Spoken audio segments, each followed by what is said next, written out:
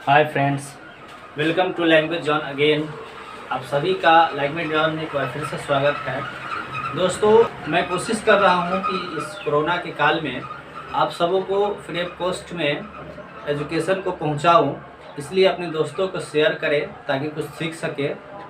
यदि आप लोग को सीख ले तो चैनल को सब्सक्राइब करें, पूरी वीडियो देखें। और अगर समझ में नहीं आता हो तो आपको स्क्रीन पे नंबर दे दिया जाएगा, नंबर पे आप कॉल करके या व्हाट्सएप से आप और भी क्वेश्चन पूछ सकते हैं। चलिए हम देखते हैं। टेंस का जो पार्ट 1 पढ़े थे उसका पार्ट 2 में क्या था कि प्रेजेंट इंडेफिनिट पर हम लोगों ने छोड़ दिया था और उसमें मैंने कोई एग्जाम्पल नहीं दिया था। चलिए, इसका जो पहचान मैंने बताया था कि ताहती है, उसमें बताया था कि लंबे समय तक कोई कार्य होता है तो उसके लिए हम ताही बोलते हैं।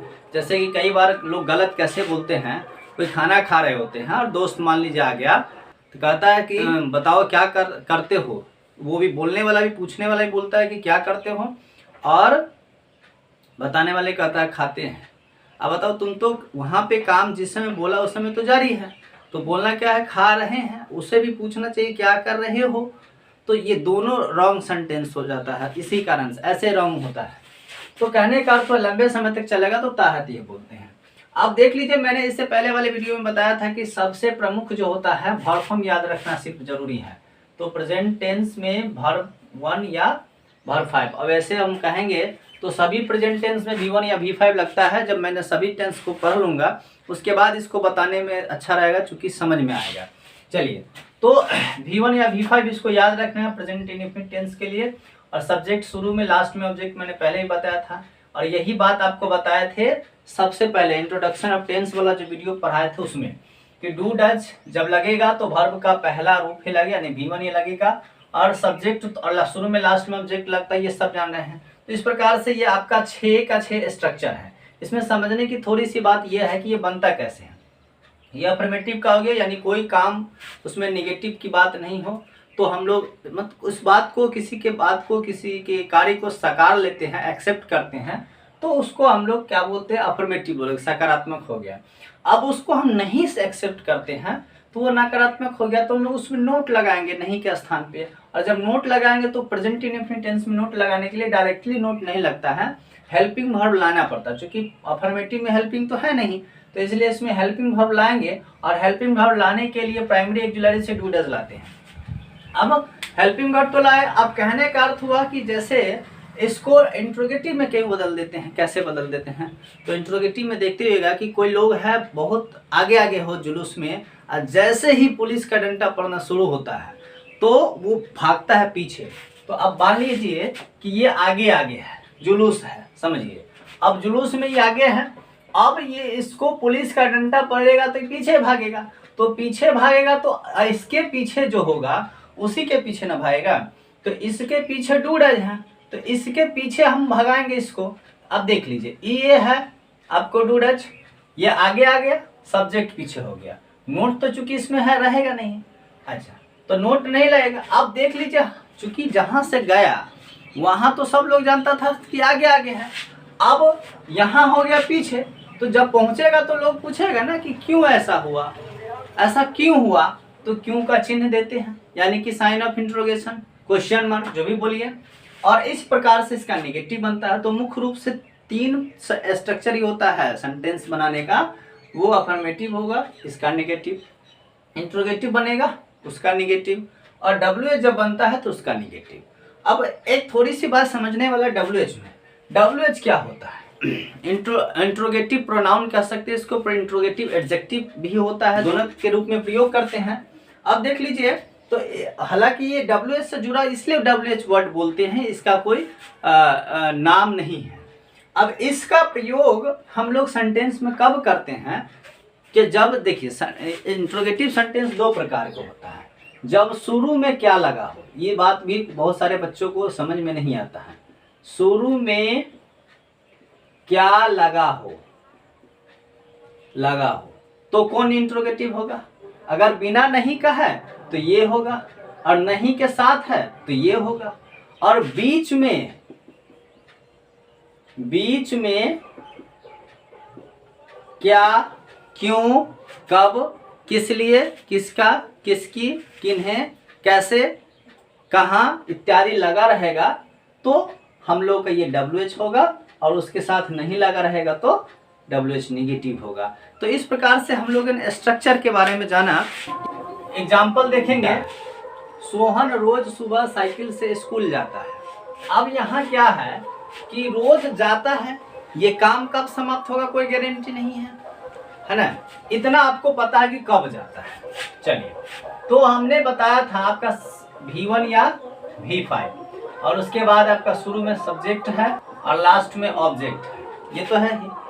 तो हमें ट्रांसलेशन बनाने के लिए, हिंदी से इंग्लिश करने के लिए सबसे महत्वपूर्ण जो बातें हैं वो आपको पकड़ना है कि इसमें काम है कहाँ। जो वर्ब फॉर्म है, वर्ब फॉर्म की मैं बात करता हूँ, V1 या V5, तो काम क्या है जाना, ये आपका काम है। और इसको जो करने वाला होगा वही ना सब्जेक्ट होगा। जो काम है उस काम को अगर कोई करने वाला है वही सब्जेक्ट है। तो काम को करने वाला कौन है? सो है। ऐसा सभी सेंटेंस में लागू नहीं होगा कि शुरू में सब्जेक्ट लास्ट में वर्ब होता है, ऐसा कुछ नहीं है। तो काम को करने वाला सोहन है। अब देख लीजिए, अब बाकी जितना है वो सारा ऑब्जेक्ट हो जाएगा। तो हम लोग क्या करेंगे, सोहन को देंगे सब्जेक्ट, हो गया आपका स्ट्रक्चर के आधार पे वर्ब 1 या वर्ब 5। ये जो या है वर्ब 1 या वर्ब 5, ये किसके आधार पर डिपेंड करेगा? नॉमिनेटिव केस जो होता है, नॉमिनेटिव केस, तो नॉमिनेटिव केस में सिंगुलर प्लुरल भी होता है। तो जब सिंगुलर नॉमिनेटिव केस होगा और प्लुरल, यानी कि सिंगुलर नाउन होगा और प्लुरल नाउन होगा, तो सिंगुलर नाउन जब होगा तो हम लोग V5 देंगे, और प्लुरल नाउन होगा तो V1 देंगे। जैसे कि एक व्यक्ति का बोध होगा तो सिंगुलर देंगे, और एक से ज़्यादा व्यक्ति का बोध होगा तो प्लुरल देंगे। अब देखिए, सोहन एक व्यक्ति है, अब एक है तो सिंगुलर देंगे यानी V5 देंगे।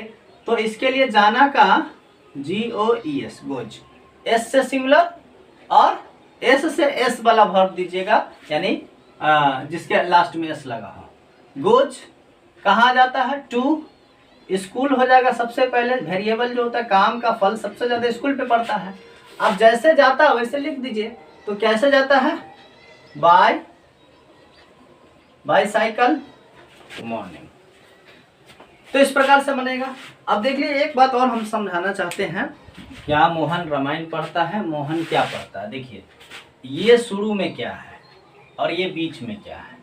तो जब शुरू में क्या होगा तो सिंपल इंट्रोगेटिव जो मैंने बताया था 3रा नंबर पे स्ट्रक्चर में, और जब बीच में क्या होगा तो WH इंट्रोगेटिव जो मैंने बताया था 5वां नंबर पर स्ट्रक्चर में। तो शुरू में क्या होगा तो सिंपली हम लोग डू डज शुरू में लगा देंगे और बाद में की जो रूल है उसको फॉलो करेंगे।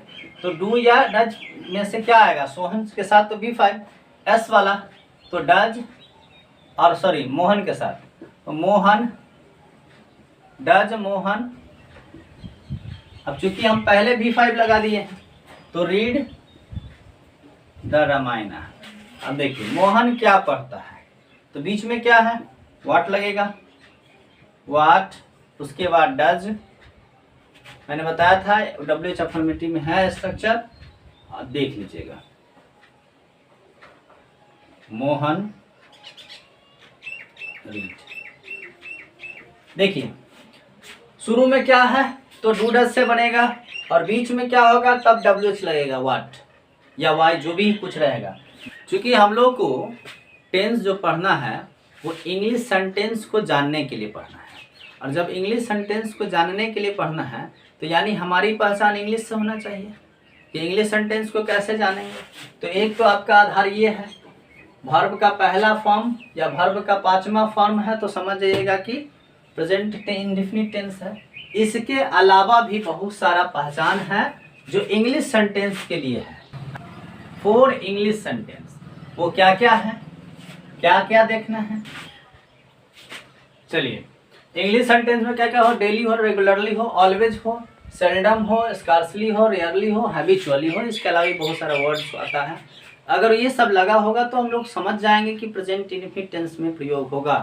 कैसे? V1 या V5 से। अगर V1 या V5 उस हिसाब से सब्जेक्ट के हिसाब से V5 नहीं है तो गलती है, या V1 नहीं है तो गलती है। अगर V3 है, V4 है तो आपको रॉन्ग हो जाएगा। यूनिवर्सल ट्रूथ का सेंटेंस होना चाहिए। यूनिवर्सल ट्रूथ क्या होता है कि वैसे कार्य जो गॉड के द्वारा हो, खुद ही खुद हो, यानी दुनिया उसको सही मान रहा हो, उसको हम लोग यूनिवर्सल ट्रूथ कहेंगे। तो यूनिवर्सल ट्रूथ का जो सेंटेंस हो और उसके अलावा जो रनिंग कमेंट्री हो या न्यूज़पेपर का हेडलाइंस हो या इतिहास की बातें हो इत्यादि सेंटेंस जो होता है वो हम लोग क्या करते हैं, प्रेजेंट इंडेफिनिट टेंस में प्रयोग करते हैं। तो हम लोग देखेंगे 12 में कैसे पूछता है और कॉम्पिटिटिव एग्जाम्स में कैसे पूछा जाता है।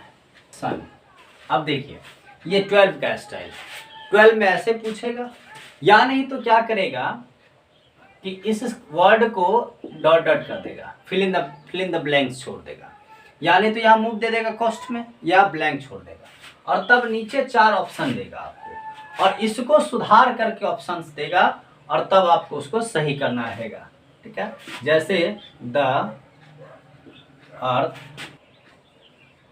देखिए जब से ऑब्जेक्टिव पूछने लगा है तब से इस स्टाइल में प्रश्न पूछता है 12 में। कैसे, या तो वर्ड दे देगा यहाँ या तो ब्लैंक दे देगा और तब कहेगा कि इसको सुधारिए और आपको ऑप्शन रहेगा, कोई ऑप्शन टिक करना है जो सही आपको लगेगा। ये तो और मुश्किल काम है क्योंकि बनाने आना चाहिए, बना पाइएगा सही सही तभी तो सही ऑप्शन चूज कर पाइएगा। तो उस परिस्थिति में क्या करेंगे, देखना है कि ये यूनिवर्सल ट्रूथ का सेंटेंस है। यूनिवर्सल ट्रूथ का सेंटेंस है तो कहाँ जाएगा, प्रेजेंट इंडेफिनिट में। प्रेजेंट इंडेफिनिट में जाएगा तो कैसे जाएगा, V1 या V5 होना चाहिए। अब देख लीजिए द अर्थ है, दुनिया में एकलौता है तो एक सिंगुलर तो महासिंगुलर ये हुआ। अब जब महासिंगुलर हुआ तो इस हिसाब से क्या लगना चाहिए, V5, यानी बताया थे V5 यानी S वाला लास्ट में S लगा होना चाहिए। अब सीधा सीधा समझ लीजिए एक बार में ऑप्शन टिक हो जाएगा। S वाला वर्ब कहाँ है, वर्ब तो यही लाइन है, इसमें S वाला वर्ब आपका यहाँ है, मेन वर्ब की बात कर रहे हैं तो S वाला वर्ब ये है, यानी कि ये आपका ऑप्शन सही होगा। अब देखिए कॉम्पिटिटिव एग्जाम में कैसे पूछता है, तो उसमें पूछता है, कैसे पूछता है कॉम्पिटिटिव एग्जाम में, 12 के एग्जाम में बनाने आना चाहिए और इस एग्जाम में भी आपको बनाने ही आना चाहिए लेकिन पकड़ने में भी आना चाहिए। इसमें थोड़ा सा ये है कि आपको सुधारना तो नहीं है लेकिन चुनना है कि गलती कहाँ है, रॉन्ग कहाँ है। तो इसी में दे देगा आपको ऑप्शन A, B, C और D कॉमन एरर। इस तरह से कॉमन एरर बनेगा टेंस का, इस तरह से कॉमन एरर बनेगा। अब कैसे पकड़ेंगे हम लोग, तो इन इंडिया लगभग सही है, सब्जेक्ट में कोई प्रॉब्लम है ही नहीं, तो इस सब्जेक्ट के अकॉर्डिंगली यहाँ वर्ब नहीं है। क्यों नहीं है, क्योंकि यूनिवर्सल ट्रूथ का सेंटेंस है और इस यूनिवर्सल ट्रूथ के सेंटेंस को हम लोग क्या करते हैं तो प्रेजेंट इंडेफिनिट में रखते हैं। और ये सन जो है ये भी आपको वही बता दिए, महा सिंगुलर सब्जेक्ट हुआ। अब इस परिस्थिति में क्या करेंगे, तो इसके साथ तो V5 होना चाहिए, तो यहाँ राइजेज होना चाहिए, जबकि है राइज तो ये C आंसर हो जाएगा, आपका C आंसर हो जाएगा। तो इस प्रकार से आप लोगों ने देखा, कुछ सीखा। अगर अच्छा लगे, समझ में आए तो दोस्तों को शेयर करिए, चैनल को सब्सक्राइब कीजिए, बेल आइकन दबाइए और पूरी वीडियो देखिए। वीडियो देखने के लिए धन्यवाद, थैंक यू।